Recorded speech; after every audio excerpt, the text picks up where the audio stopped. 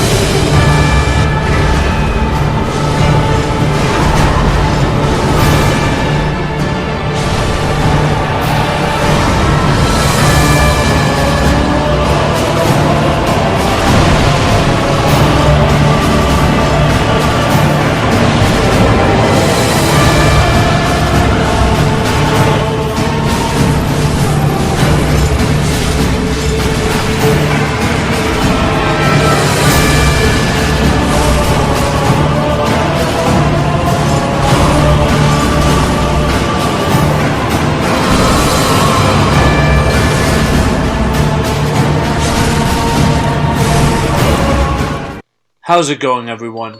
My name is Iron Stark, and today I revisited the first From Software game I ever played, Bloodborne. People keep asking if I'm back. Yeah, I'm thinking I'm back! This is in honor of the fact that we are about a month away from Bloodborne's 10-year anniversary at the time of recording this. For this video, I wanted to showcase one of the most powerful builds I had ever created, my Church Pick build. To begin, the Church Pick's moveset is diverse and powerful.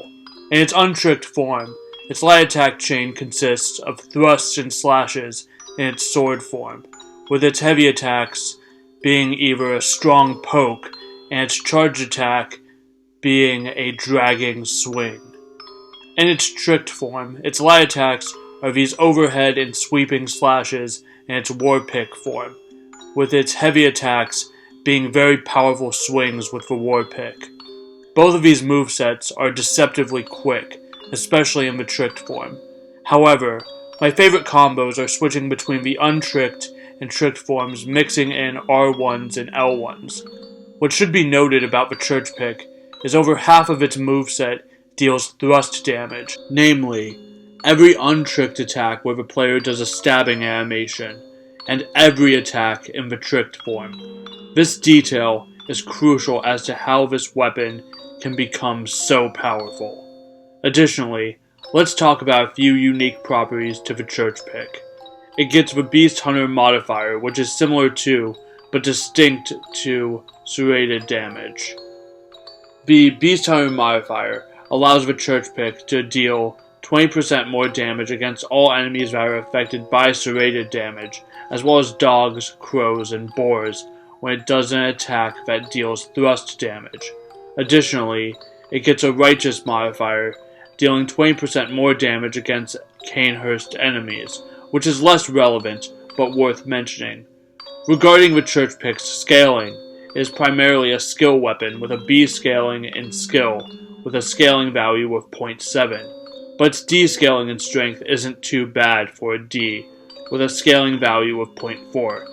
So it is worth speccing into some strength once you get skill to its last soft cap. For stats, we're not reinventing the wheel here. This is a dex build. As I mentioned, the Church Pick is a skill weapon, so 50 skill is a must.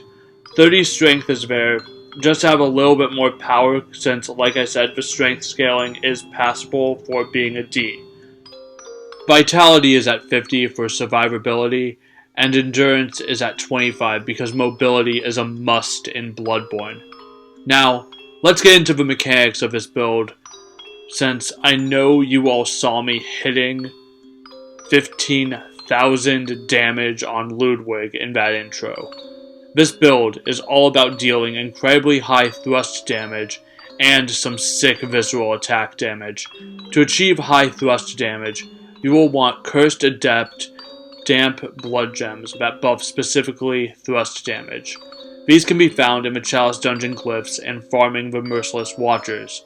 The reason why you want these gems is because when most of a church pick's attacks deal thrust damage, this will push your damage even higher than the best cursed tempering gems, which max at 27.2%. I'm running specifically a 28.7% thrust gem and a 32.6 thrust gem, along with a 27.2 physical gem. So technically, this isn't even the strongest possible setup I could have had with the church pick. The main key is just making sure that you have curses that are manageable, like damage cost increases, which don't stack with each other, beast down, and kin down. Next, to achieve high visceral attack damage, you will need a few core ingredients. Visceral attack damage scales with the skill stat, so we already have that with 50 skill. Next, all 3 claw mark runes, which increase visceral attack damage by 10, 20, and 30%, which all stack together. Lastly, any blood gem that increases thrust damage increases the power of visceral attacks, because visceral attacks are thrust damage. So, when you take all that, then you add in beast blood pellets, which increase your attack power up to 70% by landing successive hits at the cost of taking increased damage, you can get some absurd damage and just delete everything in your path. For fashion, I wanted to go with something lore accurate for the church pick, so I went with the complete Black Church set. These ruthless hunters were known for disposing of victims of the beast plague, sometimes before signs of the plague even revealed themselves.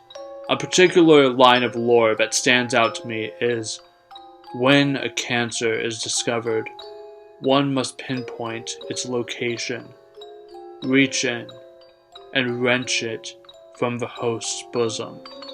Which this line sounds exactly like a visceral attack, which felt very appropriate.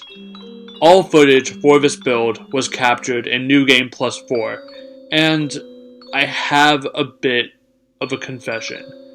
I will be the first to admit that this is nowhere near the best I could play at Bloodborne.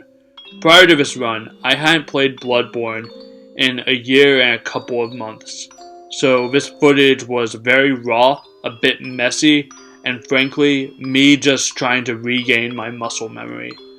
So, if anything, this showcase is a testament to just how devastating this build and the church pick can truly be. So, I'm not really expecting all that much out of this video since I'm known for Elden Ring builds more than Bloodborne. But if you all can get this to like 1,000 views in a week, you can expect more Bloodborne out of me. And as always, enjoy the showcase.